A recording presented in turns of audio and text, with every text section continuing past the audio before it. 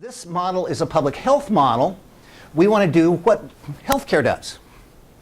Healthcare routinely screens for problems like diabetes and breast cancer and prostate cancer. When was the last time you went to the doctor and didn't get a blood pressure? Never. If you go 7 times this week, you're going to get 7 blood pressures, even if you just say, they just gave me one. They don't care. They're going to give you one.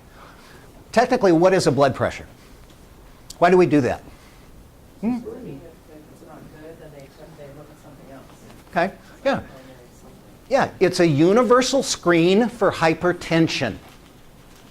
We give it to everybody. It doesn't diagnose anything. It merely is an indicator. And we give it to everybody because we know that if we identify hypertension early, we can intervene and do things like keep you from having a heart attack.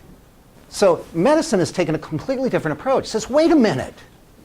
If we identify things early, we can provide preventative services and either preclude the onset of anything acute, or at least delay it, or at least mitigate the outcome. And our success is going to be significantly higher. My wife is a breast cancer survivor. She had a mammogram, but they found it when it was so small, and she had radiation and some surgery and all that stuff. She's fine. She's been cancer-free for 10 years. So we want to learn from healthcare. And what we want to do is say, why don't we routinely screen for substance use issues? Not dependence, but psychosocial or healthcare problems related to a person's specific substance use choices. So SBIRT uses a public health approach to universal screening for substance use problems. We can immediately rule out non-problem users. I'm assuming you have an abstinence-based policy. Is this true? Yes. Okay. We can identify levels of risk. We can identify patients who would benefit from that stitch and Band-Aid. And then we can also identify people who benefit from higher levels of care. And again, I can do that in 2 to 5 minutes. I don't need to sit down and do a full biopsychosocial to figure that out. I can do it very quick. And we'll go over those questions here shortly.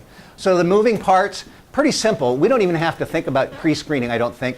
A full screen. I think what we're talking about you all doing is doing the audit and the DAS with each one of your kids. Right? So you're going to do a full screen on everybody. But the audit and the DAS, when you give those screens, 2 to 5 minutes.